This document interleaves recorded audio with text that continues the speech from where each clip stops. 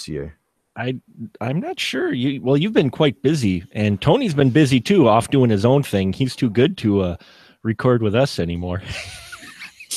Yeah, it's all part of this little invisible contract. Nah, I'm just giving you crap, Tony. I know your chat and stuff has really been doing well, and the podcasting you've been doing, so that's awesome. Oh yeah, man. I'm glad I'm able to join this one because I'm all like, I know you asked me so many times to get on and something always comes up. So the fact that this is the first time that I'm actually able to make it to a show, I'm all like, oh, thank God. Thank you, God. Well, you're always at a press screening too. You're one of those guys that has actually access to those, unlike me down here in Cowhump, Wisconsin. So yeah, like it could either be like I'm at a screening or maybe I'm hanging out with a family member or a friend. Like it's always one of those things. Family members and friends. What the heck, Tony? No. I know, man. I don't know what the hell's wrong with me. I think I'm high on what the hell? I think I took too much of that Coke, if you know what I mean. I think that's what's been making me hang out with family or friends a lot. I've just been too high on it. I was gonna say, man, you're choosing family and friends in real life over your internet folks. What the heck, man? It almost sounds like you have a life. What the heck? I know, right? Like, sue me. Paul, you ready there, sir? Oh yeah. Andrew, I'm just cleaning photos. Awesome. What did he say? He's cleaning it and it went off? I don't know what went off. But... Yes, it's all sticky now. Oh, that's lovely. See, you always forget. The bow tie throws you. You always forget what a true gentleman Paul is. See, Paul, you gotta cover it. You gotta cover that keyboard, man. You gotta cover it. Next Christmas. By the way, we've been live for a little while, so we're gonna fly up here and fire up and get this party going. Yeah. And welcome to the final spoiler room of 2017 and what's become sort of a tradition around here. Didn't quite plan it that way, but that's the way it's become. It's going to be our best and worst, our favorites and not so favorites of 2017. And I've got a great crew with me tonight to talk about some of the things that they liked and didn't like this past year. It has been an up and down for sure in cinema, and so I am looking forward to hearing what their choices are, and I hope you are too. First off, he is back. He is a hardworking filmmaker, but he's taken time to sit and talk with us once again. It is none other than the lovely Andrew Shearer. Hello, Andrew. Thanks for joining us. Hey, man, it's lovely to be lovely. I always look forward to being on here. Your panel is terrific, folks. And you are an awesome host, so it is my honor to be here, homie. You're making me blush, and you are too kind. Thank you very much, though, for that and those kind words, and so happy to have you on board. And next to him, the bow tie man himself, it is Mr. Paul Salzers in his house. Hello, Paul. How are you? I'm doing really well. I'm avoiding the outside right now. Well, it is. Andrew, you mentioned that it was cold down there in where you live in the southern part of the country. How cold is it there?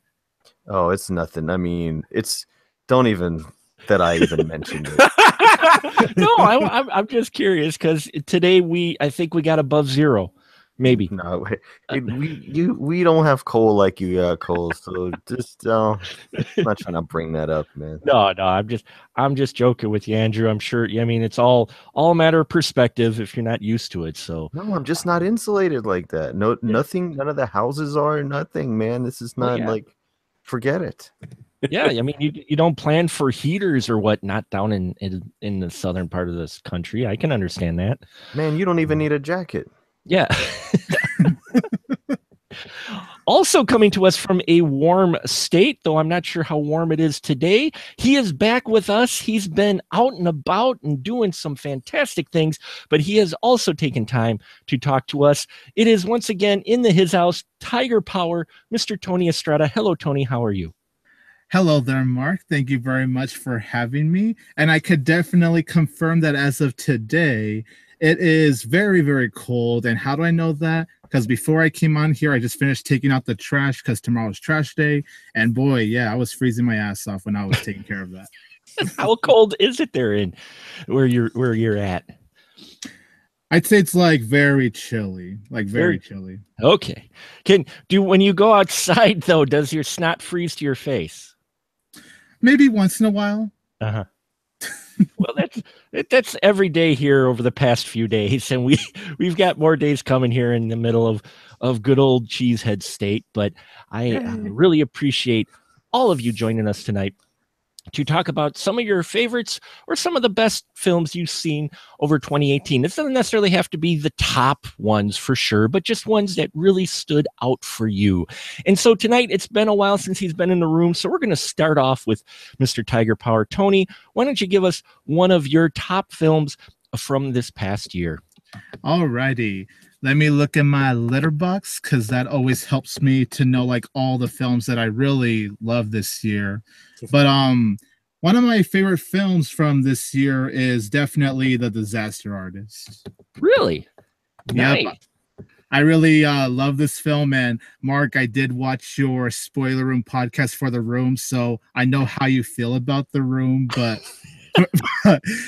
but The Room, I could definitely say yes, it's definitely one of my guilty pleasures, and just seeing the behind the scenes making of how everything went down, it really was just so refreshing to see. I thought James Franco really nailed the mannerisms of Tommy Wiseau very well. Like, man, I can't see anyone else playing that real life person better than James Franco, honestly. And Dave Franco was also great as Greg Sestero, and everyone else, like from Seth Rogen and anyone, like any surprise celebrity appearances that I don't want to really spoil, but they were really great in the film.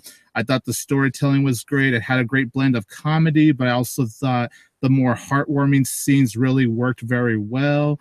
And yeah, it was pretty, it was ironically a very inspiring movie. Like when you think about what Tommy Wiseau did, despite the fact that his movie didn't turn out the way he thought it would, you know, at the end of the day, he really did make a movie. And knowing the fact that he made a movie, it's really inspiring to me. Wow, nice. Now, Paul, you didn't get a chance to see Disaster Artist. That didn't come up here, did it? Or anywhere? No, it was an hour away, and that was the most disappointing thing. As much as I really was triggered by The Room, I did want to see Disaster Artist, because I think it would have been interesting to see the behind the scenes kind of stuff. And we kind of brought that up in the spoiler room, some of the goings on behind the film. And it would have been interesting to actually get to see what all that talk was about. And yeah, I was very disappointed that I would have had to drive either an hour like to the west or an hour south. And I just didn't have the time. Yeah, that's the tough part in being in Wisconsin. It's about the furthest away from just about any limited release. Mm-hmm. Yeah, you were one of the three other folks, including this gentleman who was also in the Room episode. Andrew, you got to see The Disaster Artist, didn't you? Yeah, I did. Henrik and I did maybe about 30 minutes on it or so. Mm-hmm. About, I guess, maybe almost a month ago now. That yeah, I would love to watch it again and not think about the book, because I'm a big fan of the book. Right. There's just no possible way, and we all know that with when we see a book we like turned into a movie, there's no real possible way they could have pulled it off the same way. So there were things that I wanted that I didn't get, so I tried to appreciate it for what it was, which is an attempt to tell this strange friendship story about these two guys, but also give fans of The Room a look into what it was like to be on that set. Mm-hmm. And so, for it to not be some mini series or some 4-hour thing, had to be some compromises, But yeah, it's one of the better movies of the year. I agree with Tony for sure. And that's what I've heard. And I hear James Franco actually plays a better Tommy Wiseau than Tommy Wiseau plays Tommy Wiseau. So there is that. At least I hope to see it soon. It may, if it gets any type of Oscar buzz, I suspect it may be a January release to wider screens. That seems to what happens with a number of these films. They try to cram them in enough so that they get the Oscar run in November and December, at least get enough screens to where they can be qualified.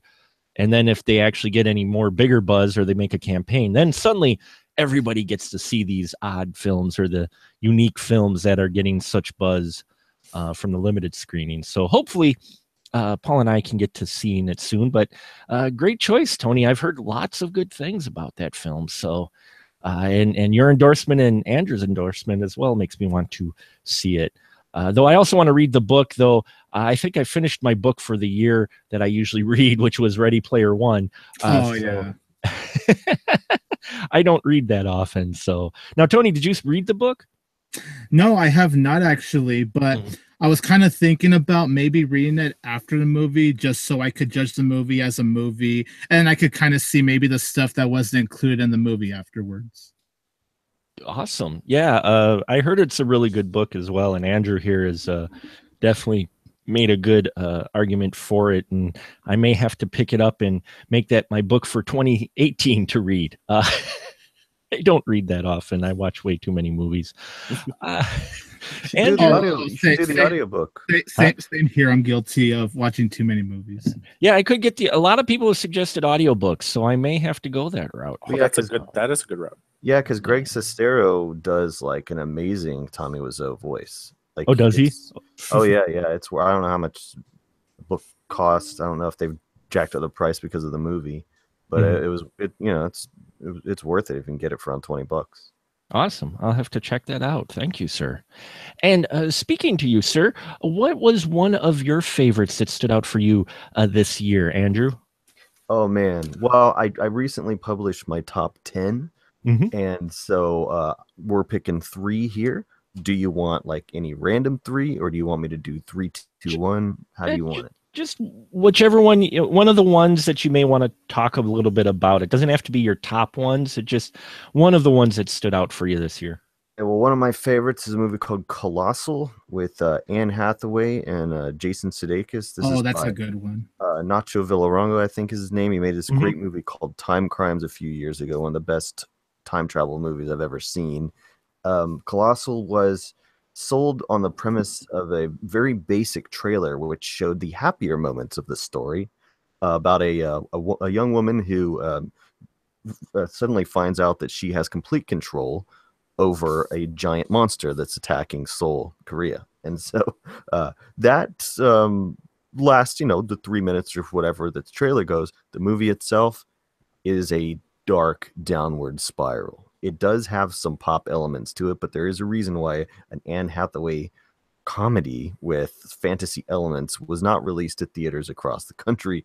The movie is like, it goes to places you would not expect, and it's a very, very hard-hitting piece of modern cinema. I mean, this is the way I think movies should go. Just throw out the rule book and hit it, I don't know if Paul, did you see Colossal? I wasn't able to. Unfortunately, I did want to see it based on the strength of the trailer, though, because it looked so interesting. And I don't really like comedies, but this one did interest me. So, there's a lot of it. The breaks go on the funny. About 30 minutes in, and it's a bit of a soul crusher. So maybe you ought to give it a shot. Awesome, then, because that's like Korean dramas. Oh yeah, no, I was talking to someone about The Host the other day, and how that tonally it just darts around, and same with all that guy's movies, really. But Colossal, certainly not an American sensibility. Awesome. I've heard so many things. I've been trying to get to it, and it's one of those where I plan on watching it. I've got the rest of the week off of vacation. And I plan on watching it before the end of the year because I've heard so many good things about Colossal, and that it was not exactly marketed in their trailer the way it was actually portrayed. And Tony, what'd you think of Colossal? Oh, I really liked the movie. I thought it was original. It was very creative. It went in certain directions I didn't really expect it, but obviously in a very good way. And without really giving anything away, it has one of the most epic climaxes of the entire year. That's all I'm gonna say as that goes. Like that was one hell of a freaking climax. And Anne Hathaway and Jason Sudeikis, they give really great performances. And Nacho Vigalando's direction was really, really great. Like like you could tell that he really does love those old school monster movies, and he brought that passion to the big screen, and he made something very, definitely very different out of it, but for all the great reasons that people have been saying. So yeah, I actually did really like the movie. Yeah, and see, and I like Nacho's work. You know, he did the short one in VHS Viral, Parallel Monsters, which is actually probably one of the better shorts in VHS Viral. But he did another one of my favorite kind of indie films that was done in an unusual way, and that was Open Windows with Sasha Grey and Elijah Wood. Elijah Wood.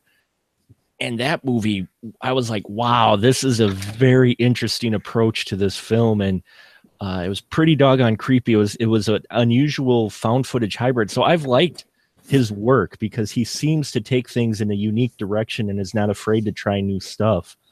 So definitely have to check out Colossal before the end of the year. I totally plan on it because you guys aren't the first people that say, yeah, you really got to see this. Now, the question is whether or not it came out too early and if it's not going to get any buzz and in the Oscars.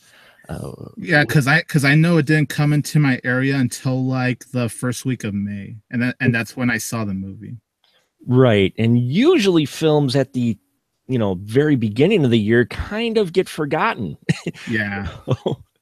Well, except for Mad Max Fury Road, because and sorry. Anyway, I have to say the company that released Colossal did put out screeners.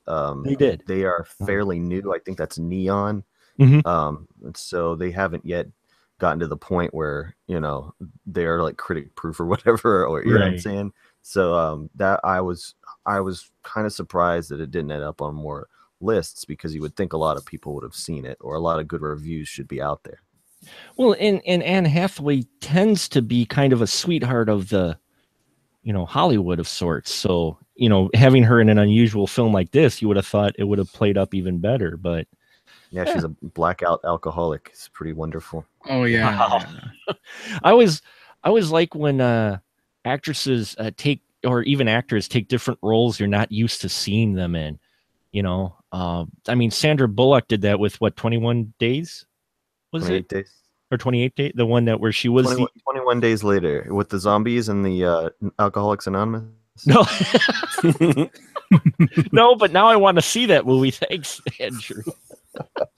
It's got to be some Twitter mashup about that. So, Paul, how about you? What was one of your favorites that you watched this year? I'm gonna save my favorite for later, because it'll be a surprise, I think, for most people. So I'll pick my number 3 movie, which is quite obvious for anybody that knows me. It's Blade Runner 2049. Nice choice. So yeah, the reason why I enjoy it is because it is a sequel to basically my number 2 favorite movie of all time, which is Blade Runner. So it had a place in my heart, and I don't think they really did anything that took me away from my first encounters with the film. And I thought they were quite respectful, and I loved how artistic it was. It wasn't the perfect movie that I would hope for. The ending kind of disappointed me. That was the only time that I felt a little bit of disappointment with the film. But throughout the entire film, I just, unlike most of the movies that I tend to watch, this one I actually just went for the ride. I enjoyed the ride for a change. So that was cool. Nice choice. Tony, what'd you think of Blade Runner 2049? Oh, I love that movie. Like, to be honest with you, if I were to say what's my number 1, that is so far still like my number 1 film of the year. Really? Nice. Yeah, like that movie blew me away. And to be honest, because I know there's a cult following with the first film, I wasn't that big of a fan of the first film. Like, I tried so hard to get into it. Like, there's no doubt that visually it is amazing and the performances are great, but the storyline just didn't really grab me. But the sequel, like, just from the opening scene, the story had me hooked. Like, there was never a moment, like, despite the fact it's 2 hours and 40 minutes, there wasn't a single time where I felt bored watching it. I just felt so captivated just throughout the entire film. The performances engaged me.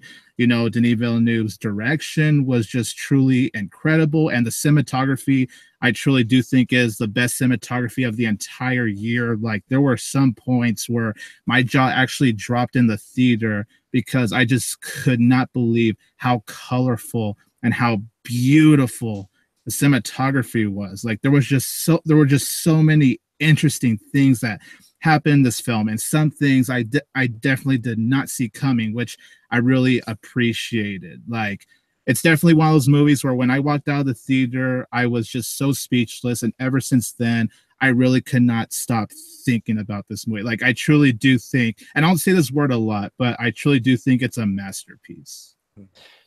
Yeah, it's surprising, and it doesn't surprise me though that Blade Runner may not sit well with you. Even for me, a big sci-fi fan, I enjoy it, but it's some heavy sci-fi science fiction. So it's not exactly for the wider audience. And even 2049, while it was made a little bit wider, it does dip heavier into some heavier sci-fi themes. Andrew, how'd you feel about Blade Runner 2049?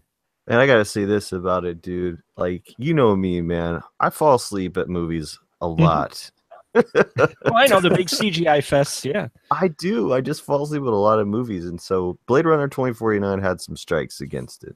Mhm. 1, long as hell. 2, I saw it late at night. 3, I saw it late at night, not on much sleep after one of my own movie screenings was over. So I had like a long day, and I was just like, not only was I pretty sure I was going to fall asleep during it, I wasn't sure if I was even going to make the drive home without dying. I was so beat. But I want you to know my eyes were wide, and I was glued to the screen from beginning to end. It was an incredible movie, and I do like Blade Runner, and I watched it the night before and then thought, oh God, I hope this wasn't a mistake, because I actually love Blade Runner. I mean, I don't get into the specifics of it and all the, like, I'm saying mythology of it or anything like that. I just think it's a great piece. I love how much air is in it. I love how the lifting is kind of on you, and you can just watch it as a piece, or you can really. And I felt that 2049 did the same thing, and I felt like it was like I did with the I don't know if everybody here hates Tron Legacy or not. I was really happy with Tron Legacy, and I kept thinking after it was over, I'm like, they nailed it just like they nailed Tron Legacy. Mm-hmm. What are the odds, Because that normally doesn't happen when you go back to the well, Yeah, it was the surprise this year. Mad Max Fury Road for me was the surprise sequel to an old franchise, which I was surprised, was really good and felt in the spirit. And this one, same thing. You're right. Blade Runner 2049 is an impressive film. Music fit perfectly in with the first one. Here, this film is 30, 40 years old, 30 some years old, at least. And the music fit right in, like it was perfect carryover. The visuals, Tony, you're right. It's stunning. And I really think the Oscars, it's going to be in the front runner for at least some of the technical, awards, at least cinematography for sure. I really hope it does get at least that at the Oscars. At least cinematography, because it's such a gorgeous film. I didn't think modern films, in all honesty, would still be able to look like this. Because go ahead, Paul. I was just gonna say, I cried on the Rachel scene to see her again. I cried. Oh God! Oh my God! That was I saw it with a big Blade Runner fan. You know what I'm saying? So I was like, I almost couldn't I kept looking at her in my periphery and the screens. I like to see someone see that who it really means something to. It made it even more emotional. They made she looked really. I mean, they did some really good effects with that, because it looked. I was like, wow, okay, In Rogue One, they kind of looked plasticky a little. In this one, they nailed that look with Rachel. It looked like right from the original film. I'm like, how'd they do that? Oh my Well, god! was that her? Wasn't she in it? Yeah, that was she was on the side. That's a body double. yeah. Okay. And they actually did take scenes from the original movie, like Mark said, and they really did a good job of capturing all of her mannerisms and all of the lighting and everything. And it took a long time to make that scene, and they just nailed it. Oh my god, I cried. But yeah, I think all of us were very impressed with Blade Runner 2049. Turned out to be a lot better than I thought it did, though Ryan Gosling still has small ears. Sorry, I said that. I ruined it for my coworker. She liked Ryan Gosling quite a bit. She's like, now I can't stop seeing it. Damn you! Ever since La La Land, when I said, ever since La La Land, when I said, yeah, but he's got really small ears. I don't know why, but I like Gosling in this as well. He played off well with Harrison Ford. You know, just in general, it was a lot better than I thought it was going to end up being. And it was a risky take, and I was glad they did it because it fit well, and be interesting to see if they do another one or not. I kind of hope they take time if they do decide to do another one, because I think films that are mass produced end up losing a lot of quality, which we'll talk about in a little bit with our not so faves. But I think we got time here. We can go through and pick one more of our faves this year. Andrew, what's one more of your faves? Well, I mean, my top movie would probably be Get Out, right? Mm-hmm. I mean, like number one is just because like we got a classic, a horror classic this year, and I didn't think we were going to get one before I die. So that was pretty wonderful. And I think everyone can kind of unanimously agree that Get Out is an amazing movie. So it almost feels sort of redundant to even say that. So I am going to say The Little Hours. This comedy about a convent. Did anyone see The Little Hours? I have. Okay, man. I don't know if you thought this was like one of the funniest movies this whole year. And it's a matter of humor, but to me, The Little Hours is the heir apparent. It's like the modern Blazing Saddles to me. Wow. It is a period comedy, and but the nuns curse up a storm. They are not aware, right, that it's that it's like a modern movie or whatever. There's never a nudge wink at the audience. There's never any, pop culture references like Mel Brooks tends to do. There's no self-awareness at all. It's just straight up and down. Like, I don't even know what to compare it to. Maybe Monty Python, except Monty Python would also mention like, the modern world. Never does it. It is just, it's hard to explain if you've not seen it. I thought it was going to be the last movie I see. Everything hurt. It just doesn't. I cannot wait to get it in my home so I could play it constantly. I've watched it easily 9 or 10 times since it's been on Blu-ray. Love The Little Hours. Yeah, it was one. Another one of those. I was hoping we'd get somewhere around here, but we didn't end up getting it because I heard good buzz about it and I wanted to see it. And I don't know if it's out yet on video. I think it is, but yeah, you can get it. So I might have to rent it this week as well. Go figure, me watching movies on my vacation when I'm not playing Super Nintendo Classic Super Metroid. Damn that game. Being a gamer and a movie fan is so difficult. Tony, what'd you think of The Little Hours though? I thought it was okay. Like when the movie started, I was laughing a lot. And then I'd say after like the first 30 minutes, I guess just, without spoiling anything, just where they take the whole storyline, like with the nuns, like it just started to lose steam for me. Like I did get some laughs here and there after the first 30 minutes, but I just wasn't laughing as consistent compared to the first act for me, at least. Well, humor is even tougher sell. I always think comedies are even a tougher sell than, say, horror films. Yeah, that's true. Are because tastes in humor versus what can scare you is even more different between people. But then again, Tony, you did like Sausage Party, so I'm not sure about your tastes in films. I'm just joking. Oh, I know you are. I give you a hard time. No, it's definitely I not an know. accessible comedy. Like I would say, Yeah. like Girls Trip. This is the funniest like comedy, like wide release comedy by Oh, far, that movie is so funny. right? That I've seen in years. But like as far as like stuff that made me laugh the hardest, like Little Hours is just it's one of those when you see it, you go, this is a cult movie. I just watched a cult movie. You know. And I had heard good things about was it Girls Night as well, because it was funny how they had that film, and just before that one came out, what was it? Rough Night was the other one, Oh or God. Ugh. whatever. Some people tell me they had it confused. I might want to talk about that movie later, by the way. Is that what it was called, Tony? Or what? Girls Trip or Rough Night? No, it was Rough Night. Okay, it was Rough Night. Okay, Yeah, it was Rough Night. Yeah. Girls Tripping. Okay. Girls Trip and Rough Night. I had them backwards. My apologies. Yeah. So yeah, I'm sure that's going to probably be on someone's list here. So, yeah, that's a great pick, Andrew. I wish I had caught it in the theaters here, but again, we don't always get the limited release right away here. But I'm going to probably run to the video store tomorrow now and rent it. Now that you gave it that that talk up.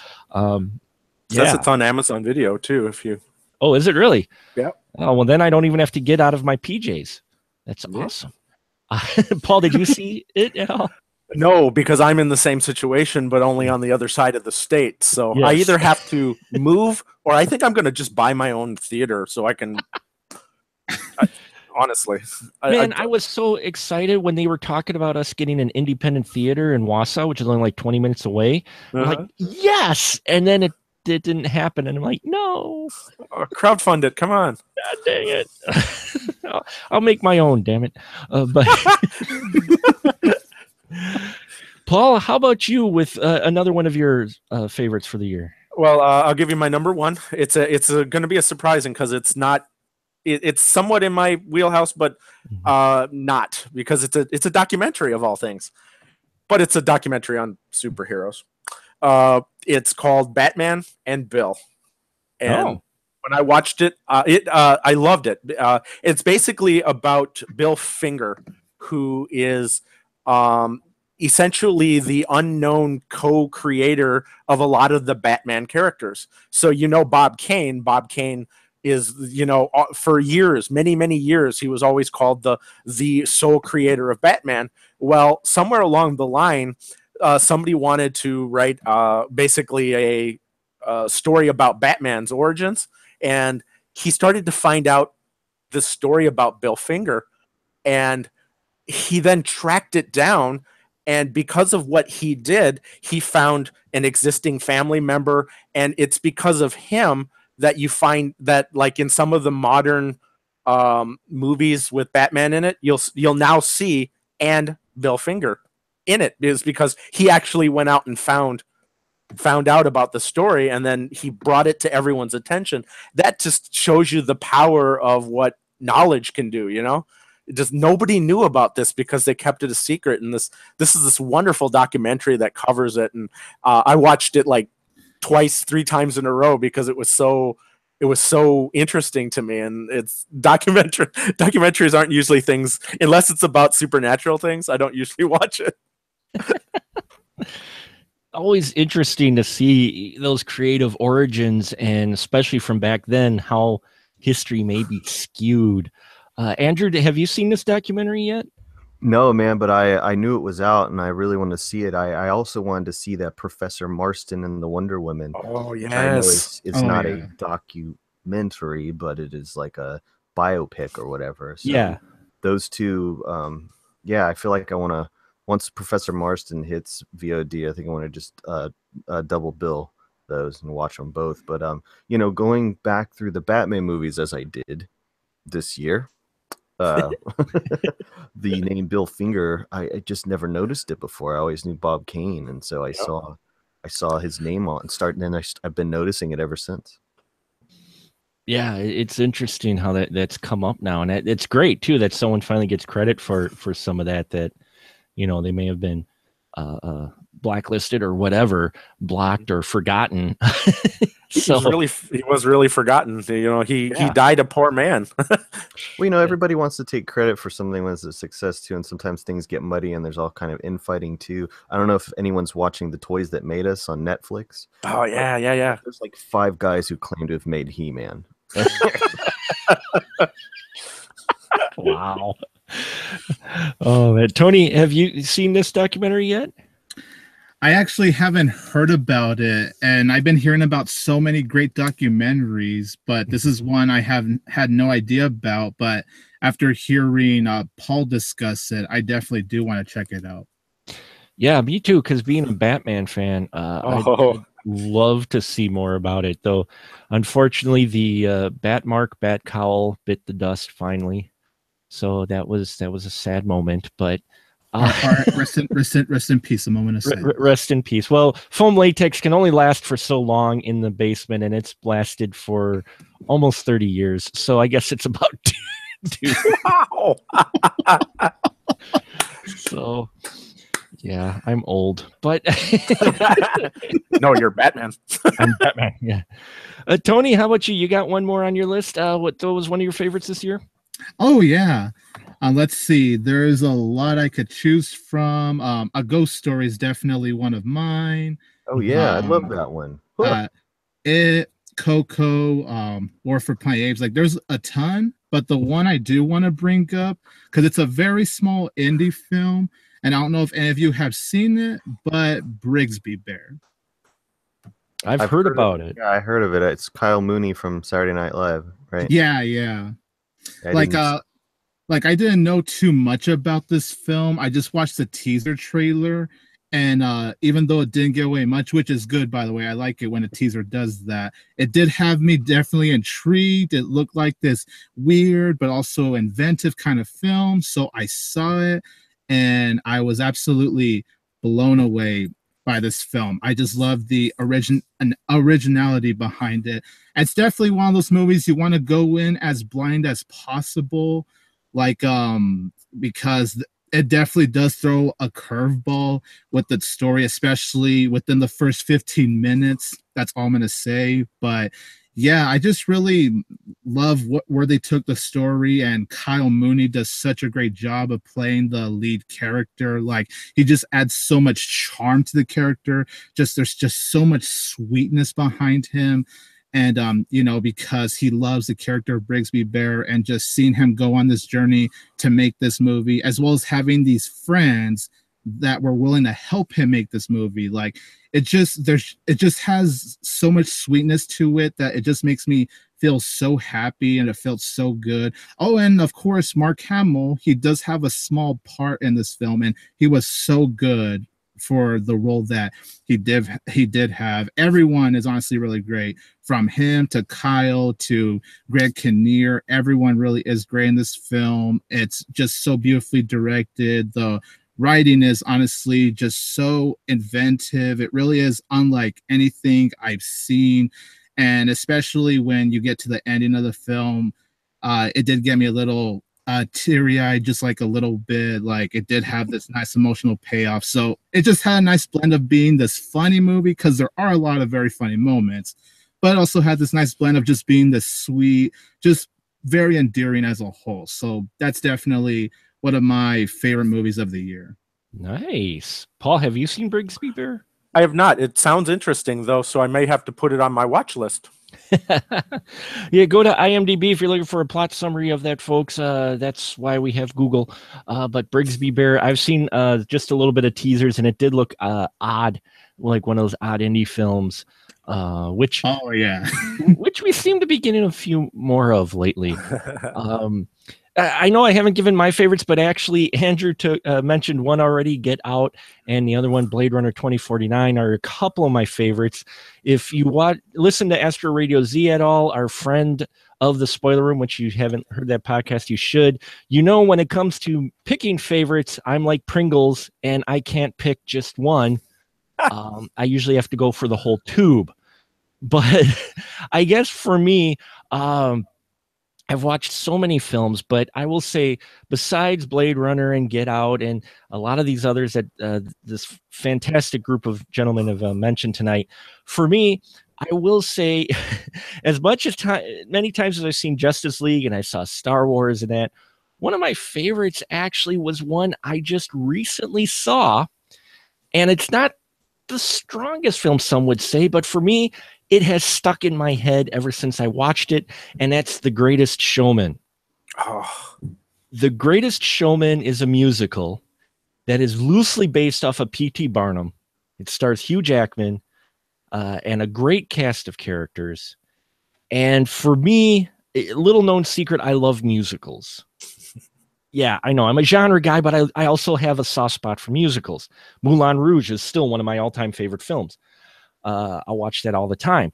And I didn't think another musical would really move into a spot next to it, but this one is damn close. Now, granted, as a story goes for The Showman, there's not a huge amount of depth in here, but it's meant to be a musical. It's like an old school musical. The numbers stick in your head, the musical numbers, and the choreography is fantastic in this film. This film visually grabs you during the musical numbers for sure. It pops, it's sharp.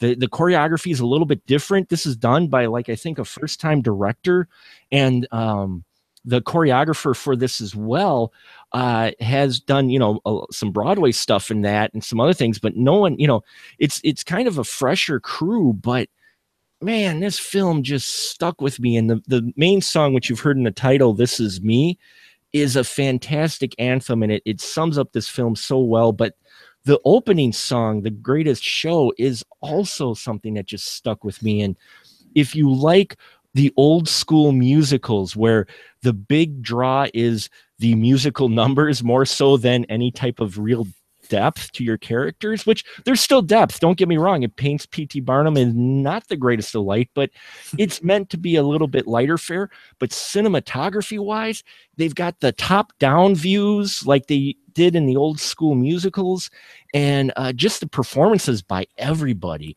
especially and her name escapes me right now, the lady who plays the bearded lady.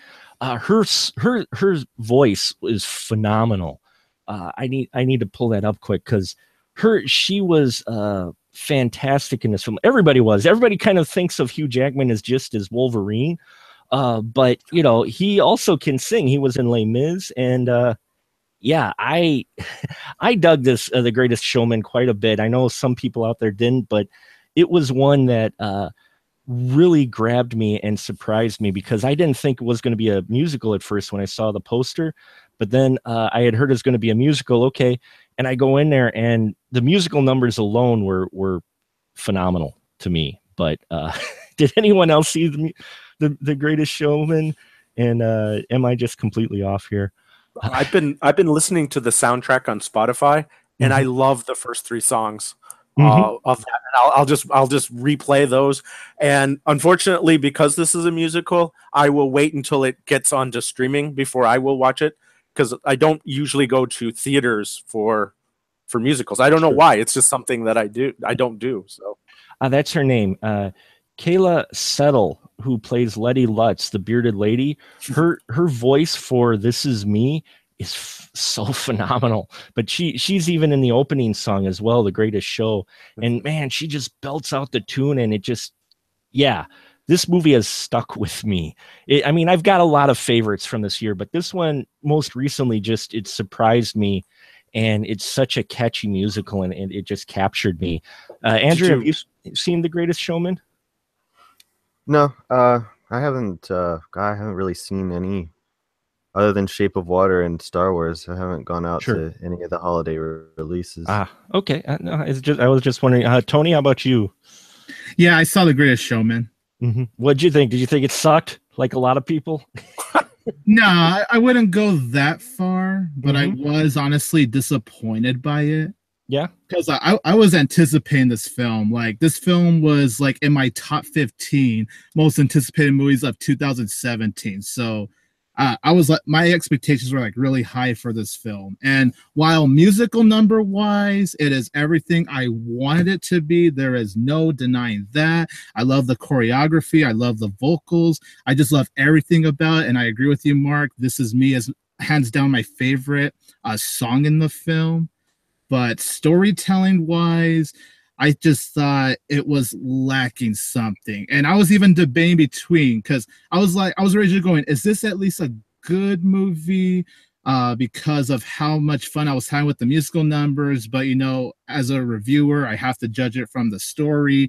And the more I think about the overall storytelling and the execution of it, the more the movie is sadly slipping my mind. I just felt like they rushed so many scenes. Like, I felt like even from the first 10 minutes, they rushed certain stuff in the film, and it was just really a letdown for me, honestly. Like, I'll definitely listen to the soundtrack, but when I think about the movie, I sadly cannot say I'll ever go back and rewatch it, because there were just, I felt at least there were a lot of missed opportunities in the film. Well, Wages just crushed me, Tony. Thank you. No, I just kidding. You guys should know. I signed a treaty to crush people's holiday spirits for at least one time a year. So you're welcome. I love you, Tony, so much.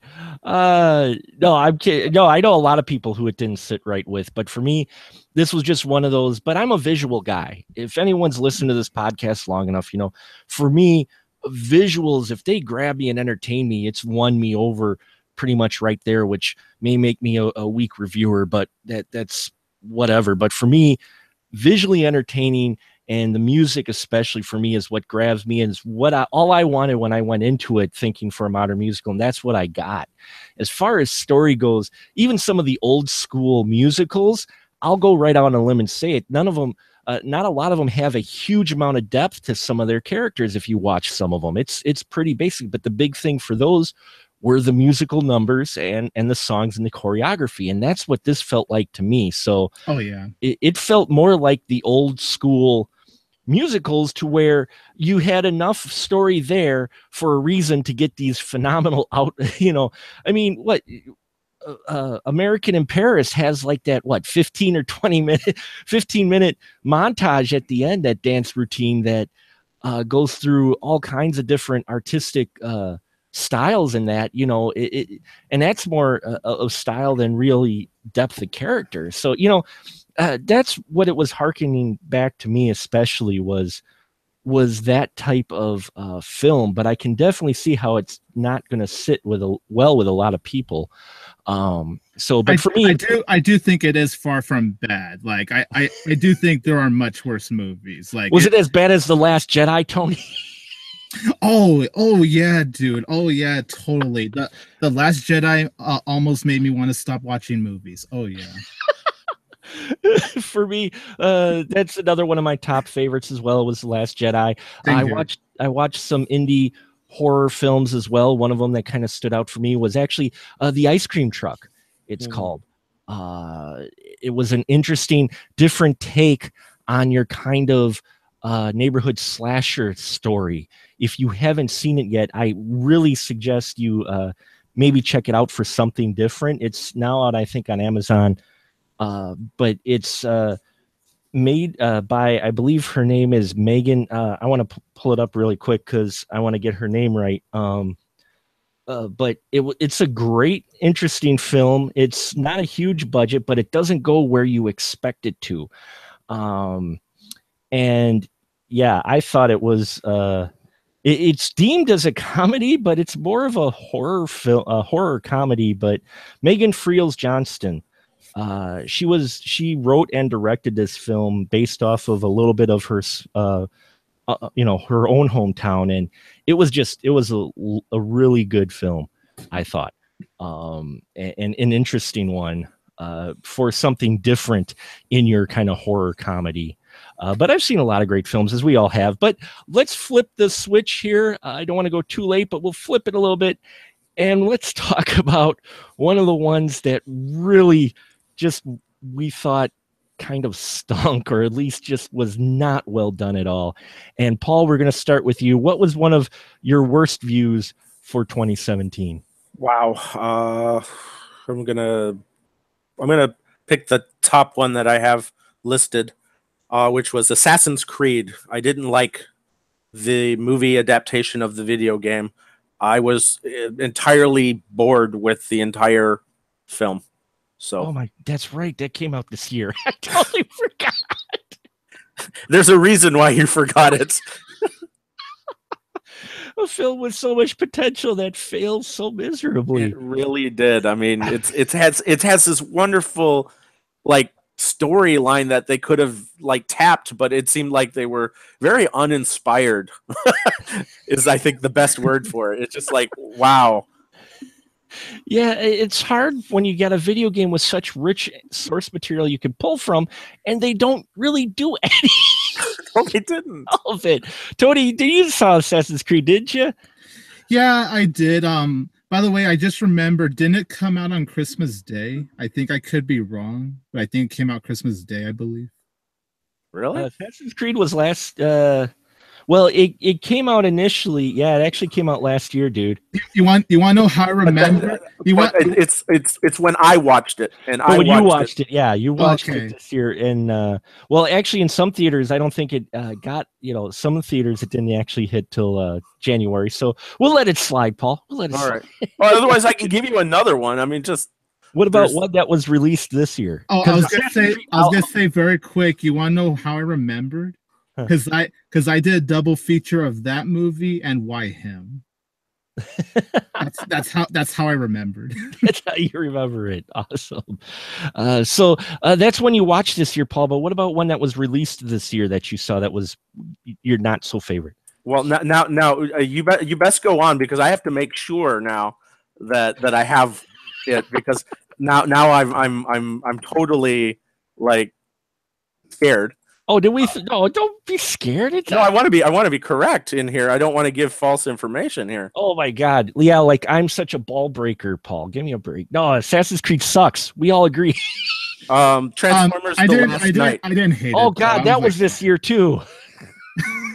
That was this year. And the reason why I didn't like that was that it didn't feel like a Transformers movie to me. In that, usually Optimus Prime is the hero. That's who I root for. And in this film, for most of it, he just wasn't the hero. And a lot of the other characters I didn't feel for. And I thought the story was muddy. That it just basically. They were just trying to outdo themselves, and it was just a very muddy movie for me. It just, bleh. Andrew, did you see Transformers last night? What? No. I did think. I saw. I know I went to see the first one, and I think the second one I don't think I went to. Yeah, I didn't make it through the second one. I don't blame you. I'm still not sure. I have seen that YouTube video where those three dudes play them all simultaneously. Oh, really? There's It's amazing. Are they that similar? Yes, it's crazy. Wow, that's scary. Tony, you saw Transformers the last night, right? Yeah, I did. Now I did hate it. I'll go as far as saying I didn't hate it. I would much rather take The Last Night over Age of Extinction. Just fuck that. But yeah, Last Night is not good. I'm like in the middle where I'm like I didn't hate it, but I didn't like it either. It's like there's some good moments, but there's some not so good moments. So yeah, it's like a big bag of whatever for me. Yeah, for me, there were parts I enjoyed more than I would say the other sequels. For me, out of all the Transformers sequels, and this is not saying much at all, it's still a bad film, but out of the other Transformers sequels, I did enjoy this one the most out of the other 3 or 4 that we've had out past the first one. That said, though, it's still a bad film, but there were parts that I really enjoyed. I just think they could have cut a lot of stuff out and made it a better film, namely the comical part with Merlin and in the beginning there. There's just a lot of things that I think they could have cut that would have actually made it a decent story, at least an interesting story, different from the other ones. But at the same time, they didn't do that. And so, yeah, I have to agree. It was one of the poorer films out there. Andrew, how about you? Did you have one that was the least favorite for you? Yeah, this was not a difficult pick for me for least. It's the All Eyes on Me, which was the Tupac Shakur yes. biopic. Oh yeah, I've heard some not good things about it. Oh man. I don't know how big of a hip hop audience the Spoiler Room podcast has, but I think even if you've not heard one song by Tupac, you've maybe seen a movie that he's in, or at least aware that in his brief time on this earth, one of his accomplishments was he was in some really good movies. He established himself not only as one of the best MCs of the decade, really of all time, but he also was really, really, really good on screen. And what the movie, like, one of the many failures that it had was that you got this guy that just kind of looks like Tupac. Is he even approaching as good of an actor as Tupac? Does he have the charisma on screen? These people have forgotten. I'm like, did you even see any of the movies he was in? If you have an actor playing a guy who was a great actor, that's a really hard thing to do. You can't just look like him. You have to open your mouth. You have to walk around. You know what I mean? So they made all the typical mistakes. They tried to tell his whole life in a compressed thing. They tried to cover too much ground. But the main thing that it screwed up was that guy just wasn't, I mean, he'd never done anything. He just could not touch the real Tupac, who we are very familiar with. You know, the guy didn't die that long ago. You know, he'd only be like, what, 45, 46 years old now. And so the fact that you can just turn on TV and watch Tupac be amazing on camera, and then you look at this thing, it really should have just been a made for TV or not exist. Yeah, I heard some really not great things about when it came out. People had those similar discussions about it. Tony, had you seen this film? No, unfortunately, I haven't. But even though I know it's not been getting good reviews, I still do want to check it out for myself just to see what I think. And I'm still curious to see how the story plays out. And even if it does turn out not good, as the reviews have been saying, at least I could say, I formed my own opinion on it.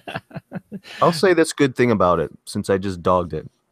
The woman who plays Afeni Shakur, Tupac's mother, she's awesome. And I honestly, walking away from it, thought they could make an awesome movie just about Tupac's mother and the life that she led. The beginning of the film is extremely strong with her before we get into the Tupac stuff. So I don't want to, just say negative things. That was a fantastic element. Well, at least you found one positive in it, so that's always good. I was curious about it as well, but I'm not a huge hip hop fan. I do listen to some, but not a lot, probably not enough to know or reference, for his body of work. I do know he's been in some great movies. Yes. Oh gosh, dude, watch Gridlocked. Mm-hmm. That's probably the best one with Tim Roth, or Juice, where he plays a villain. They even show him on the set of Juice in the movie, so you get to see him not be able to be as good as Tupac on the shooting of one of the movies in the movie. You guys shouldn't have done this. Why did you even do this? There's a lot of these lame VH1 biopics that no one ever sees for a reason. Yeah. Why they threw one into theaters, I can only guess because of the success of Straight Outta Compton. But Straight Outta Compton is an epic. I mean, that is a real, what I'm saying? I hate to say real movie. Anyway, I'm going on too much. Yeah. And for me, oh man, There's so many. I think we got it to everybody else's worst of, correct? Paul, we got yours and Twice. Twice. I'm sorry, twice. So yeah, well, one was from last year. One failed, yes. But it wasn't a fail. No, we all agree Assassin's Creed still blows, whether or not it was made in 2016 or released now. Yeah, I thought it was just fine. Like, I didn't hate that one either, to be honest. I was like, whatever with that one. It is disappointing, though, considering how much I was looking forward to it. I just, as a general rule, stay away from anything with the word Creed in it. Wow. Nice. Wow. And for me, my worst one, I have so many to choose from. I thought it was going to be The Great Wall. Sorry, Tony. I know you. How dare you! No, you know, started out last year, I thought it was going to be The Great Wall, but then I saw Chips, and then I saw Watch. And then through that movie. Oh, which one? Chips. Chips. Oh, Chips. Yeah, I was like, oh, okay, this is not a good trend. And so I have plenty to pick from, but I think the one that triggered me even more so than Jigsaw, because I didn't really expect anything from Jigsaw, and that film just bored the piss out of me. I saw everything coming, and that film, I was like, why are you even making this? Of course, I've asked that about every single Saw sequel since Saw 2. But I have to say, the one that it surprised me when I heard they were making it, and then it came out and it surprised me, it made it to the wide release, is Flatliners remake. Oh, fuck. I thought that was like a part 2, no? No, it was not. It was actual remake. Like, didn't Kiefer Sutherland play his character from the first movie in it? Nope, he plays a completely different character. He makes a cameo. Yep. But he plays a completely everybody thought he was going to, which would have at least given this film some semblance. But it is such a taking. Now, don't get me wrong. Flatliners, no, is not a huge masterpiece, but it explores some dark subjects and it goes to some dark places. In this one, it was a straight up supernatural, shallow film that just, it was like, did they not get it? Get what the first one was really about? They added some romantical storylines in here, which really felt contrived. And then what triggered me the most, though, was like, okay, they're still doing the whole, they went into the afterlife, they came back and something came with them, their sins or whatnot. They played off that. Okay.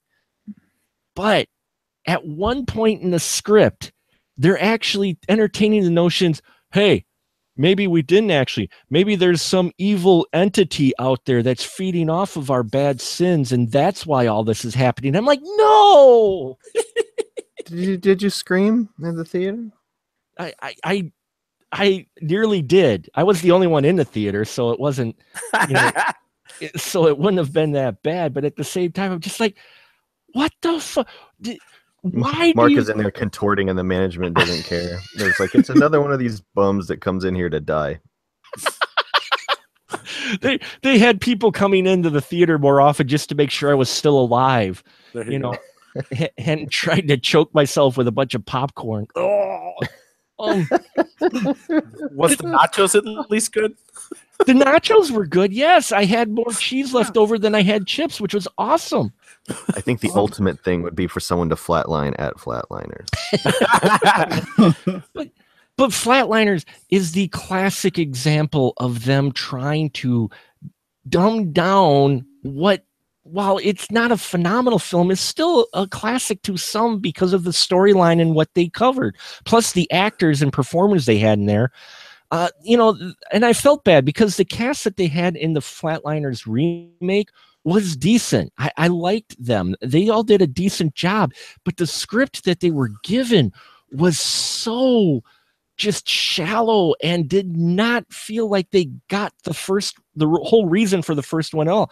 I mean, pardon my rant, but I'm just going to say this, that in the first one, they make a makeshift hospital out of a refinished church, and they make a makeshift equipment and everything to do this experiment where they're going to go die and be brought back to life. So there's the risk right there of the location. In the new one, they do it in a hospital.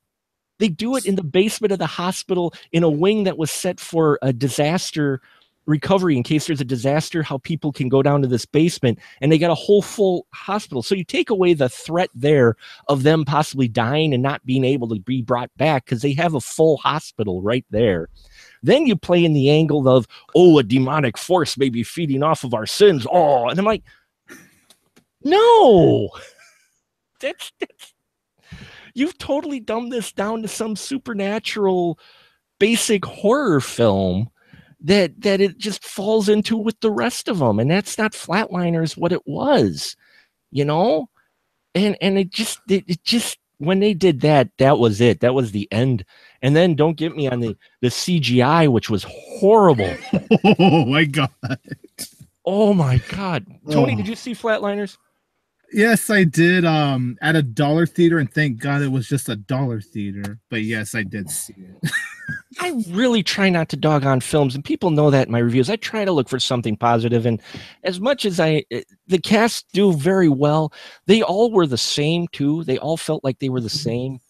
The problem was just the dumb characters. Like the cast weren't really the problem. It was just the dumb characters they're given. Yeah, it was the dumb characters they were given, and the flat, pardon my pun, the flat storyline they were given. Paul, did you happen to see Flatliners? Nope, I avoided it on purpose. Good job. Good job. Good for you.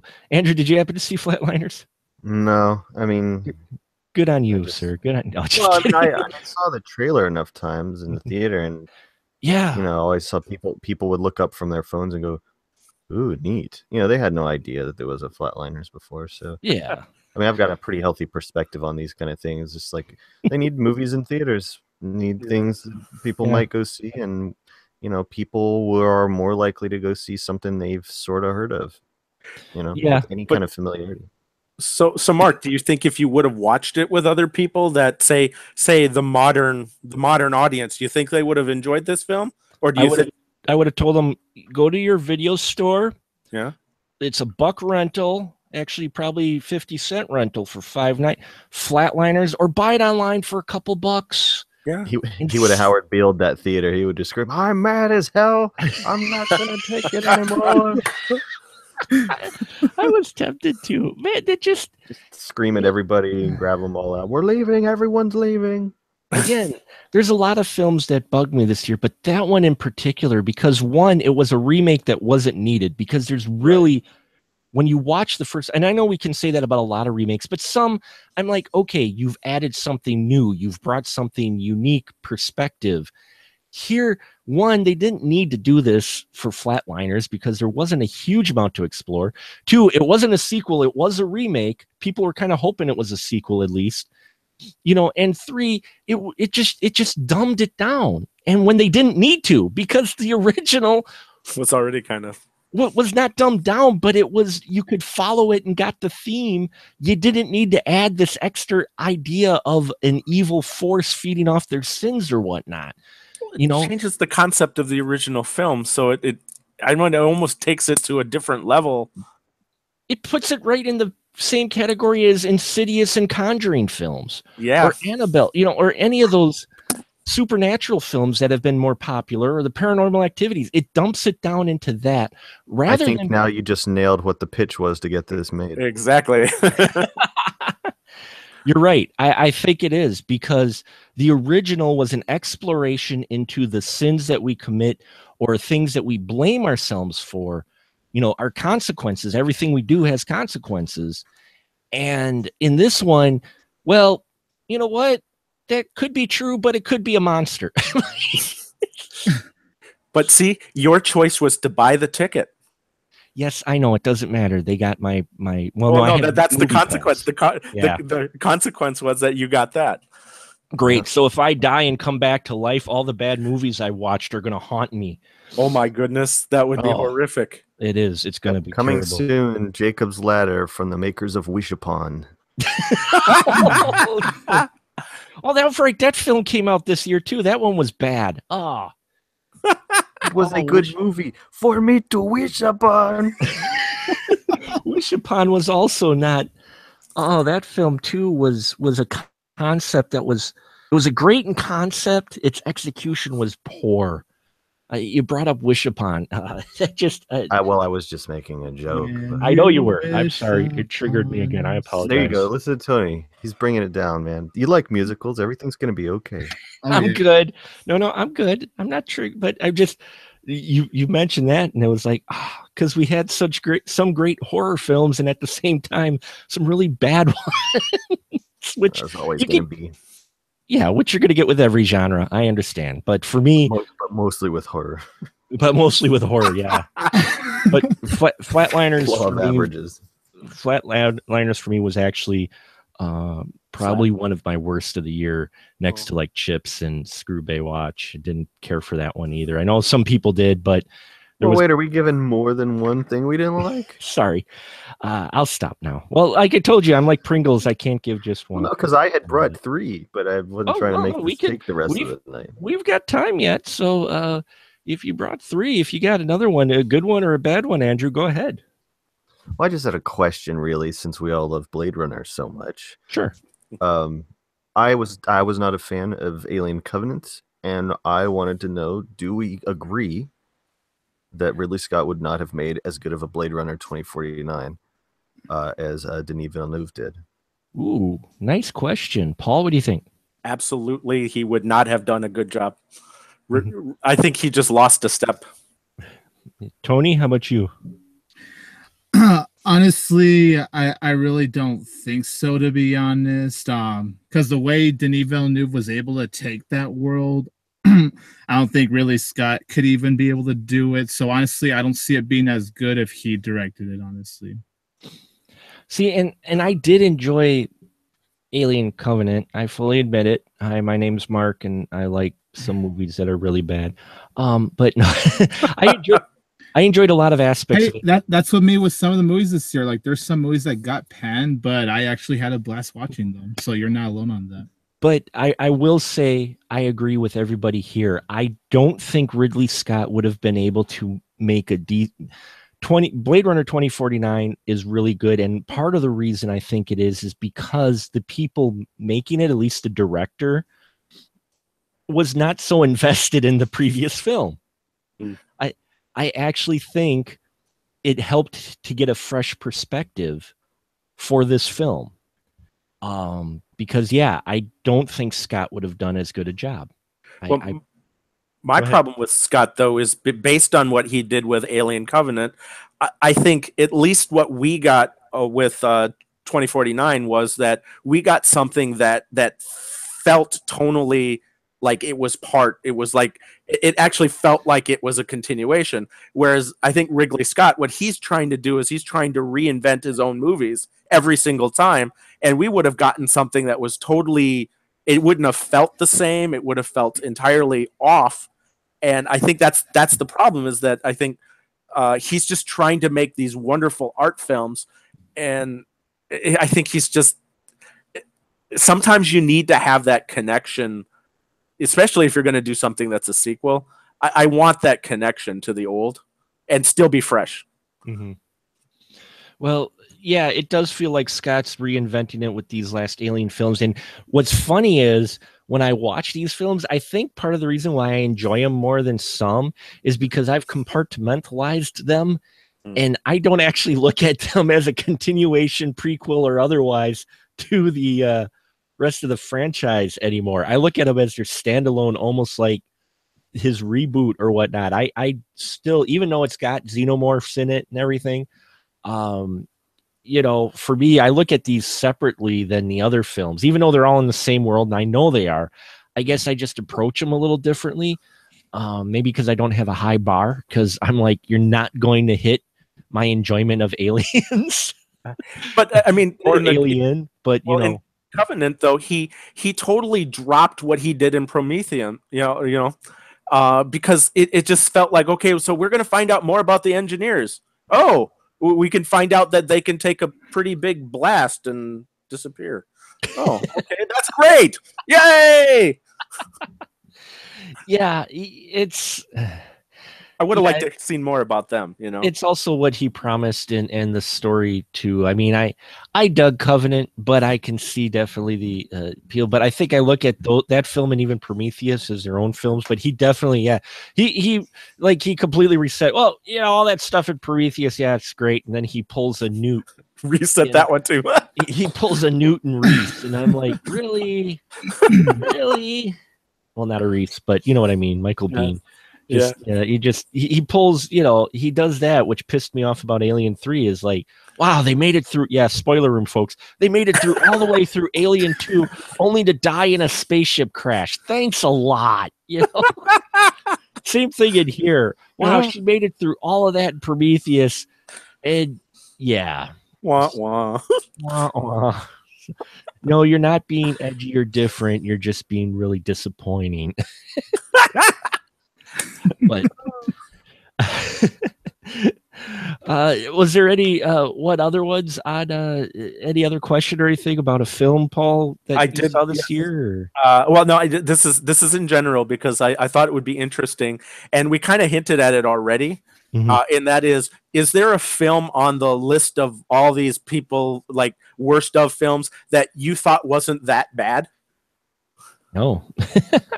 Like that you liked? I mean, there's one film that I liked, but it's on almost every one of the people's lists that I've seen so far. And I'm like, you're wrong. Which one is that, Paul? Mother. Oh, yes. I loved Mother. But everyone thinks it's a Mother something. No, that made my top 5. See, but it's in so many lists of we hate this movie, and I'm like, why? Why is this?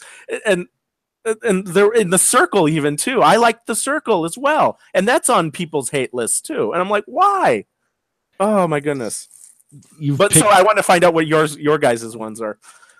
Tony, what about you? Is there one on a worst of list that you really enjoyed? A lot of people really hate the Book of Henry. And that's actually one of my favorite movies of the year. That's awesome. So yeah, like I mean, I can understand where they're coming from. The Book of Henry does feel like a different movie in each act. Like the first act is this, then the second act is this, and the final act is definitely this. And it's a very risky movie. Let me just say that. They take a lot of risk with it. And while it didn't work for a lot of people, it actually worked for me. And by the time the movie ended, I went, wow, like that. It's a risky movie. I could definitely recognize that. But man, I couldn't help but be so just engaged watching that film. Just where they took the storyline. Sure. Yeah, I'd seen it on a number of lists of ones that people didn't care for. So, Andrew, have you seen Book of Henry? No. A movie that I did enjoy is popping up in a lot of number 1 worsts or top 3 worsts. I think I know what it is. Well, I've mentioned it already on here, I believe. Oh, which one? Emoji. Oh, yep. Emoji. Yeah. Oh no. Yeah. Well, here's the thing about that, if I may. Go ahead. Go for it. I have a 4-year-old kid, and she loves to go to the movies, so we go see absolutely every kid movie that comes out except for like Cars.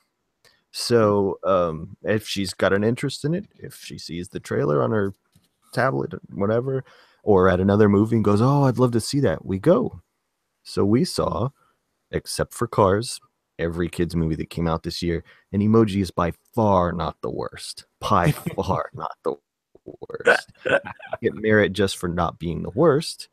I actually was like, whoa, Emoji, they don't kill any parents. There's never like any like dark spiral they take the characters down. It's also like not as loud and obnoxious and dumb like Minions is. I guess the bar was so low in terms of expectations that I was like, whoa, but that's not the first time that has happened. I remember I was going to go see the Coen brothers. Oh no, was it Soderbergh's The Informant? And we were late. And so we went to see Cloudy with a Chance of Meatballs. It was the only thing playing. And we were like, how bad could it be? 8-page book gets made into a 90-minute movie. Yeah, a lot could go wrong. But I think because they know that no one is expecting emoji to be anything but a piece of garbage, that they did actually try pretty hard to make it a real movie. And I thought they succeeded. Yeah, and you know what? I didn't completely hate the Emoji film. I've gotten shit for it. I didn't think it was phenomenal, but there was a lot of things I enjoyed about it, namely the world building in the Emoji film, in all honesty. And I mean, for me, the amount of poop jokes in it just... I was happy with that. It was not mean-spirited, you know? It wasn't snarky. It wasn't like, you know what I'm saying? I'm really... Here's the thing. My kid loved it. And I think that's who it might be for. Yes. So, you know, AV Club and Variety and all those, they can wipe their ass with whatever they say about it, you know? Well, we've mentioned it before, Andrew. You and I have had the discussion where it was an easy target. I mean, oh no! If it's on your worst of list, it's the fish in a barrel. Yeah, you know, it really is. It is an easy target. But I think it goes along too with, and I think we've talked about it before this year, is, I think the world is under this main impression that the movies that come out wide release are supposed to be for everybody or the widest possible audience when they aren't necessarily the case. Oh, well, I mean, when it comes to Pixar, they're writing movies to get awards. They are not writing movies for children. It's very obvious. Yeah, they're writing it to appeal to a wide audience, whereas you get the Emoji Movie where, yeah, it might not appeal to the 20, 30-somethings or whatever who've grown up on Pixar films, but those 5- and 6-year-olds or 4-year-olds who came out to see the film probably dig it because they saw the emoji on their iPad or their phone or, you know, some other device. And I can't speak for every kid, but my kid relates to things emotionally. So Sure. she remembers how a movie made her feel. And she sees the emoji toys in the store and things like that. And she's like, oh, man, she loved how rad that the female character was, you know, that reveal of the female character. It made me remember. And it made me feel pretty good about it because I've sat beside her before and it's clear she is bummed or she is overstimulated and then checking out because of that, which is the way it is with a lot of kids' movies. I'm not trying to sell anybody on emoji. I'm just trying to say, you know, there's way worse stuff than that. Way worse. you just had a really good time watching it. Well, that's the thing, man. Why are you there? Yeah. For the truth, why do you actually go to the movie? You know, most people go to be entertained. Well, some in the South just want to sit in the air conditioning. Well, there is that, yes. Or get drunk, because I know my theater's been serving beers lately, so even to get drunk too.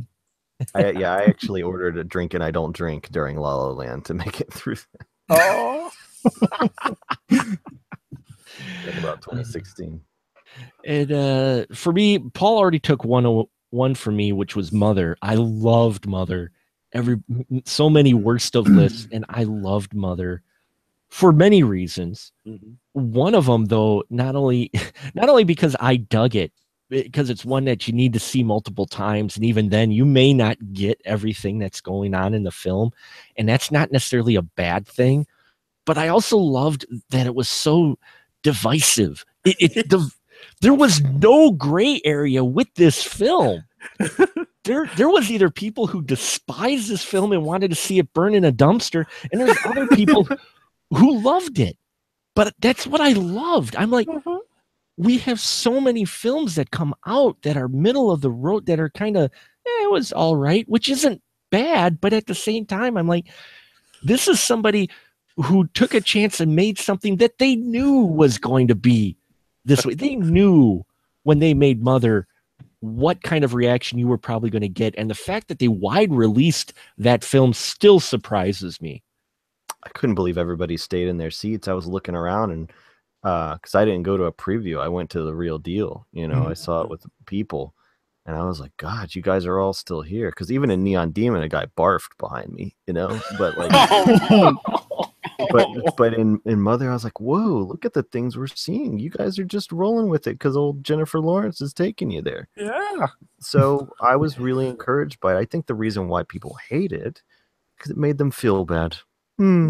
You know, because they wanted to just, you know, see her get her arms ripped off. They don't want to see like a baby be eaten, you know. Yeah. Like, Yeah. Wow. I want yeah. to see violence, but I want to see a clown do it. I don't want to see, you know, this religious allegory, you know. Well, that's the thing is it touched on the religious allegory, which, you know, that's one of the two things you never talk about at parties, politics and religion. And when that shows up in your film, but what I loved about it too, though, is people got different interpretations. Religious folk either were offended or saw the symbolism, but then there were artists out there who looked at it going, this is a commentary on the artistic process. And, you know, they took it, people who weren't religious got something else out of it. And that was me. I didn't get the religious stuff until I saw Aronofsky in interviews talking about it. Mm-hmm. Right. Yeah. That's why I loved hearing your thoughts on that, Andrew, was, you know, and I saw other filmmakers and such as well that I follow that were talking about it being the artistic process and the artistic angle of it. And I'm like, I didn't think about it until now. And then when they mentioned it, I go, yeah, that applies to it. That's what I loved about this film is the fact that it could be interpreted a number of different ways. And it's a film that, yeah, while many people despised it because of the way it made them feel, the filmmaker is probably sitting there going, yeah, my film's a success because I made you feel. I got a reaction out of somebody. Yeah. Well, in 10 years from now, we will not be talking about most of those horror movies, you know, from around this time. But I think Mother will have its, you know, and then people will, you know, future generations will be like, what? People hated that? I'm like, yes, they hated that it wasn't 80s enough for them. They hated it. Tony, I know you didn't care for Mother. Yeah, but I wouldn't say I hated it. Like, it's funny you say how there's the hate and the love. I'm actually in neither of that side. I'm like in the mixed side with it because there are things that I do appreciate about the film and the things that I really appreciate, but then the things like, you know, I can understand it's all about allegory and symbolism and all that, but I did feel like some things they took too far. That baby scene in particular, I'd say the only time I was honestly pissed off was that baby scene. I really don't think that had to be in the film. I think Aronofsky could have done a different way where it didn't have to feel so in your face. That's the only symbolism. I felt that was very, very unnecessary. But aside from that, it was just a roller coaster of, oh, I really like that. And okay, whatever, that happened. People said the same thing coming off of the South by Southwest screening of Serbian film. You know, I had critics that were just... They were just very angry at that movie because it was, you know, some upsetting, effectively done, you know, stuff.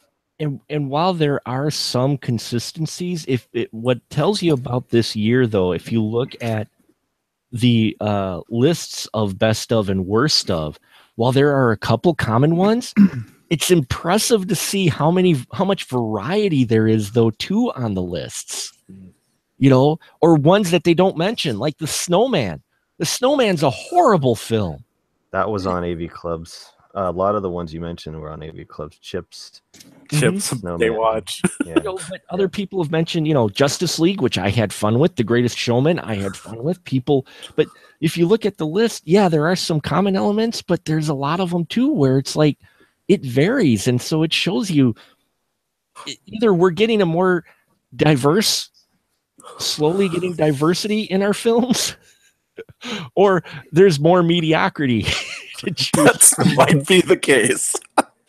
I'm not sure, but if you gathered anything from this podcast tonight, folks, you can choose that.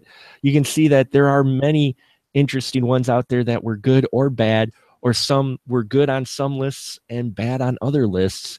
And in the end, it is why I enjoy film. Is because these three guys and myself and Dawn and a group of ladies, we could all sit in a theater and watch a film and everybody will get something different out of it. Now, you might have similar reactions, but still, on the whole, if you take, you know, a sample, people will get different things out of watching the same film. And that's why I love film. So for me, 2017 was definitely up and down. I know I haven't seen everything because there were so many movies out, but the ones that I have seen, you can check out the reviews and the podcasts of which ones I liked and didn't. And yeah, let's get our panel here. We'll wrap it up for the night and get your final thoughts for this year of what you thought of this year. Yeah, if there's something maybe you're looking forward to in 2018. So, Paul, we'll start with you. How would you kind of sum up the cinema viewing or the cinema field, if you will, of 2017? Wow. I think it has some potential. You've got movies like Wonder Woman that have kind of changed the way we watch movies and the type of movies that we can start to see, and then and prove that we can make money on those type of films. So that's helpful. But then we also have films that are very generic and that follow a formula, and that's kind of disappointing. So I don't know. I think honestly, 2017 is probably the same as 2016, obviously, because I think movies come out last year. It's okay. So it is possible. It is possible that it's not changing that much, but who cares? I'm still going to go see movies regardless. I'm all excited about the movies that are coming out next year, and I think that they're building on the experiences that they have. I mean, they've got a whole bunch of new movie makers, and they're kind of building on the experience of the films that they made this year. And I'm looking forward to seeing what these people make next year, you know, or 2 years down the line. I'm excited. Yeah, definitely. Well put. And Tony, how about you? Kind of wrap up 2017 a bit for what do you think in the cinema universe?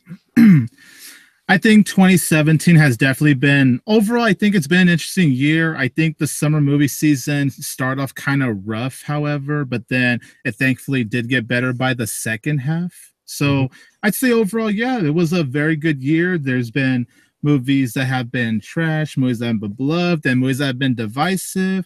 But I do think it's very interesting at the end of the day hearing everyone's reactions, because I know you've said a lot of times, Mark, how if we all have the same opinion, it would honestly be a very boring world.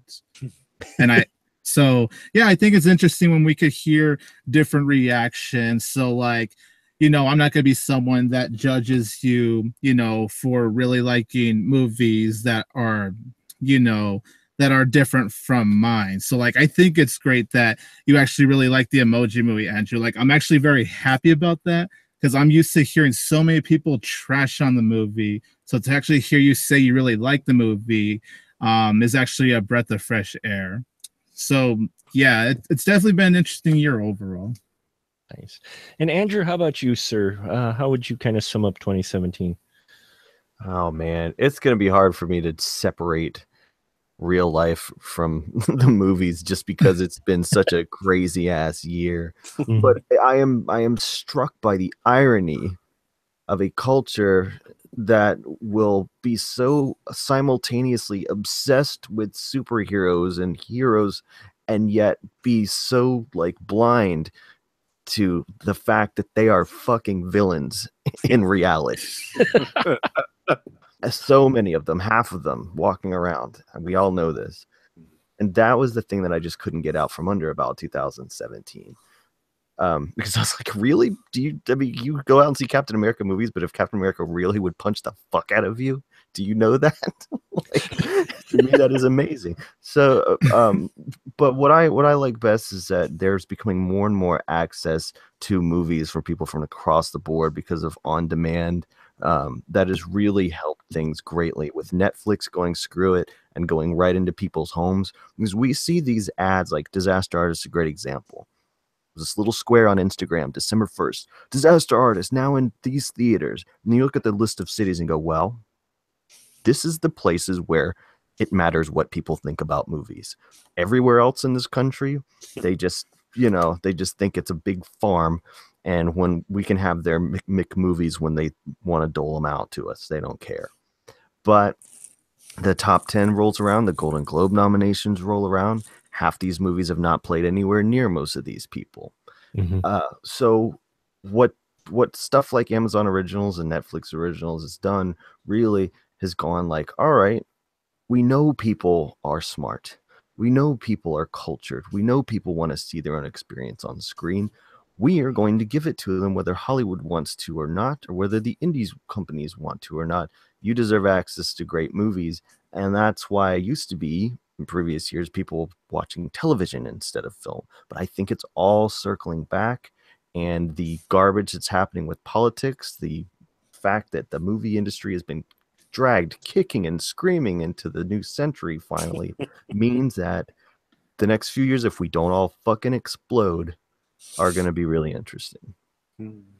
I would have to agree. 2017 was up and down, but I think even more so than some previous years, it's been really revealing on some of the fan base. We've talked about it here already. How it shows you. I mean, you know, first it was the Marvel and DC thing, and now it's leaked into Star Wars and the fandom and the extremism that we have with films now, because we have so many, and we have so many people that are diehard fans that can't either let go or accept things have changed, you know, so they immediately jump to a conclusion. You get a movie like Wonder Woman, which is a movie about a comic book character who hasn't gotten the big screen treatment. So it makes sense. It was a great movie, but so many people out there screaming, oh, social justice warriors, oh, they're doing this. And every time, you know, you see a female lead or something, like even in Star Wars, it's like, oh, social justice warrior. I'm like, they're just telling a story, man. Why do you think every motivation for these people to put, and maybe it is, but who cares? It's a good movie. Well, and plus the villains are you. And the villains, right? The bad guys are you. And the bad guys maybe hit too close to home. Yeah, that's gotta be it. You know, and people screaming about Last Jedi. Oh, that's not my Luke. You know what? It made for an interesting story. I don't care if it wasn't more of the same. It made for an interesting story, and if you want that to be your Luke, go back to the original films. If well, you know, want to how see great your would movies start being if we let all those people write and direct the movie? You can't even figure out how to get a fucking action figure out of its box. There's no way you can direct a feature film. Look, I totally respect if you're a fan of the film, and that's fine. If this film didn't agree with you, like any of the films on our list tonight, either good or bad, if you didn't agree with them, that's fine. That's great. Everybody is entitled to their own opinion, and you can have a healthy, non-personal debate about such things, about the merits or lack thereof for certain films. But for me, what took away from it is there's a huge or growing number of people, it seems like, who aren't respecting the opinions of other people who may enjoy a film they hate, and they will shit all over the person. And call them an idiot. Call them an idiot. Call them not a real fan. Call, as Andrew put it, take on the virtues of the villain of the superhero film that they love. You know, and so that's what took away for me is there's a growing population of people who seem to, if you don't agree with them and maybe your opinion is not the popular one, that they will more likely get shit on, even more so than previous years. And I'm saying, look, I'm saying I know nothing about film, okay? And you can take my opinion with a grain of salt, but I'm not going to shit on someone if they actually enjoyed The Snowman. You know, I might say, well, I'm not sure what film you saw. The one that I saw, I didn't care for, but more power to you. That's great. But don't make it personal. Don't start insulting the person themselves because they might like a film that you thought was completely asinine. Because again, at the end of the day, when you watch a film, everybody gets something different, and that's the magic of films. And try not to crush that magic out there, folks. You know, like I said, take that for what it's worth, coming from me.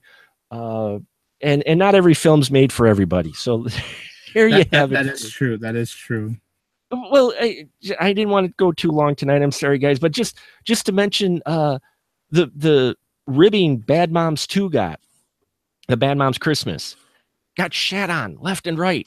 The people shitting on it the most were a whole bunch of, and no offense, but 20-something guys. or 30-something guys.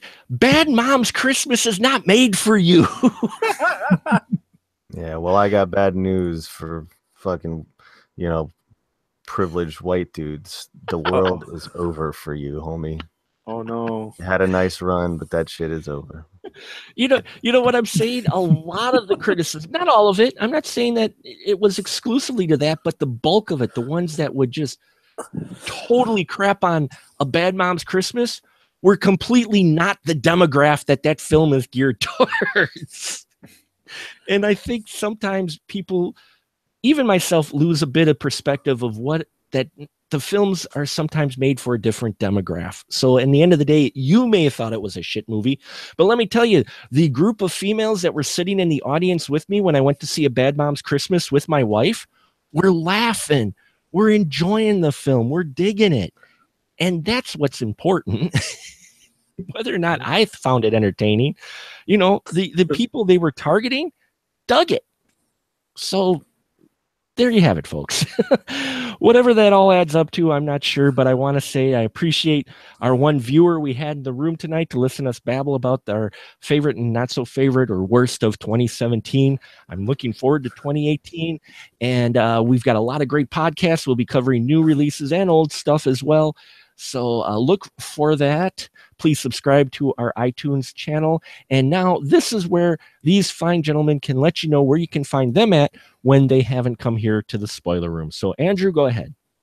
Hey, thanks you guys. This is a wonderful conversation. I appreciate being invited. I hope I said anything worth hearing. My name is Andrew, and I made a movie called Space Boobs in Space that is available on Amazon Prime now. Will Wheaton put something on his Tumblr about it today. It was very, very, very cool to have the knowledge of someone who's actually been to space for my movie and actually say something nice about it. But I have had some really awful things said about my movie and about me and all those other things. So you got to kind of just realize that they can't make a movie, so they got to shit on them. So. But yeah, if you like some really low budget cleavage, go check it out. Low budget cleavage. I love that. That's beautiful. That is beautiful. Paul, how about you? Where can they find you at? Thanks for having me. I love the discussion. Now I have a whole bunch of movies I got to put on my list now. So thank you guys. But you can find me. Yes. You can find me under my new banner, the Forsaken. All right. Sorry, I'm Paul. so excited. I'm so excited about the Emoji movie. Don't lie. No, smiley face. Happy. Okay. Yeah. So you can find me under my new banner, the Forsaken Ferret Filmworks, and you can also find out more about the Northeast Wisconsin Horror Film Festival, which I am just a minor cog in, and you can find more about that at newhorrorfest.com. More than just a minor cog. Give me a break there, Paul. Great stuff. I'm a sprocket. Sprocket. Great stuff there. And Mr. Tiger Power, go, sir. Well, thank you so much, Mark, for bringing me here. It's been a while, but it feels really good to be on an episode again. I know after what I did in this show, Mark is going to put me on a 2-year restraint order where I can't go on the show anymore. So it's been nice while it lasted, gentlemen, but I'm on that restraint order now, unfortunately. But you know what? It was nice while it lasted. No, I'm just joking. But yes, thank you very much, Mark. And if you guys are interested in following me, you can follow me on all kinds of social medias. You guys know how much I have at this point. Instagram 22 Tiger Dude, Letterboxd at Tiger Dude 22. Yeah. You can follow me on Letterboxd, Facebook at 22 Tiger Dude, Twitter at Tiger Dude 22, and then of course my YouTube channel 22 Tiger Dude Tiger Power. Yeah. Oh, and have a happy new year. And have a happy new year. Excellent, Tony. Thank you so much for coming back on the show. If anything, I'm happy that we can at least keep getting you back for these favorites and worst of year episodes. But you are always welcome in the spoiler room. And you know that. You're always welcome here, Tony. We love you. Thank you so much, gentlemen, for a great discussion here tonight. I want to thank everybody for a great year that we've had. We put out a lot of episodes this year, had a lot of great people on the panel. So to all those folks out there who have been able to come on my little sliver of the internet, I want to thank them. Andrew, Paul, and Tony, thank you for tonight. And thank you most of all for the viewers and listeners out there for our podcast. We have grown quite a bit over the last year. I don't have a whole lot of monitoring tools because I use a lot of the free stuff, but the ones I have monitored, we've grown over to 100. We added 100 people to our RSS feed that have continually subscribed to our podcast over this past year. We started at like 60 last year, and we're at 161 regular listeners just on the RSS feed. Whatever comes across iTunes, I'm not sure, but I want to thank everyone, even if it's just one person who has come and listened to our little podcast here on the web. There are many of them out there, but this one especially, I appreciate everyone who's come on this journey. We got great stuff for 2018. And yes, I hope you all have a happy new year. And for 2018, you know what? You can have a healthy debate, but if someone likes something you hate, it is okay, folks. Don't worry. There's nothing wrong with that. So say good night, gentlemen. Good night, gentlemen. Good night, gentlemen. Good night.